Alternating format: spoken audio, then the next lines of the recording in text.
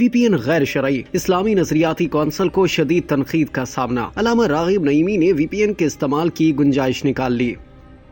سابق صدر مملکت ممنون حسین مرحوم نے ایک بار علماء سے سود کو جائز قرار دینے کی گنجائش پیدا کرنے پر اصرار کیا تو خوب تنقید کی زد میں آ گئے تھے۔ اس وقت لفظ گنجائش کا خوب مذاق بنا تھا۔ ممنون حسین مرحوم پر کافی میمز بھی بنی اور انہیں نااہل قرار دینے کی درخواستیں بھی دائر کی گئیں۔ تاہم اب چیئرمین اسلامی نظریاتی کونسل علامہ راغب نعیمی نے ورچوئل پرائیویٹ نیٹ ورک یعنی VPN کو غیر شرعی قرار دینے کے بعد اس کے استعمال کے لیے گنجائش بھی نکال لی ہے۔ گزشتہ ہفتے اسلامی نظریاتی کونسل نے VPN کا استعمال غیر شرعی قرار دے دیا۔ چیئرمین اسلامی نظریاتی کونسل علامہ راغب نعیمی کے دفتر سے جاری پریس ریلیز میں کہا گیا کہ انٹرنیٹ یا کسی سافٹ ویئر یعنی VPNs وغیرہ کا استعمال جس سے غیر اخلاقی یا غیر قانونی مواد یا بلاک شدہ ویب سائٹس تک رسائی مقصود ہو، شرعی لحاظ سے ناجائز ہے۔ اس فتوے نے ملک میں نئی بحث چھیڑ دی۔ عوام کے ساتھ ساتھ نامور علماء اور وفاقی وزراء کی جانب سے بھی اسلامی نظریاتی کونسل کے فتوے کو غلط قرار دیا گیا۔ اب اس معاملے پر چیئرمین اسلامی نظریاتی کونسل علامہ راغب نعیمی کی جانب سے وضاحت سامنے آ گئی ہے۔ ایک شو میں گفتگو کرتے ہوئے علامہ راغب نعیمی کا کہنا تھا کہ VPN کا استعمال اکثر غیر اخلاقی امور میں ہو رہا ہے۔ رپورٹس کے مطابق روز 15 ملین بار غیر مہذب سائٹس پر ہٹس ہو رہے ہیں۔ گفتگو کے دوران چیئرمین اسلامی نظریاتی کونسل نے VPN کے استعمال کی گنجائش پیدا کرتے ہوئے کہا کہ اگر VPN کو رجسٹر کر دیتے ہیں اور مثبت تنقید کرتے ہیں تو اس کے استعمال میں کوئی قباحت نہیں ہے۔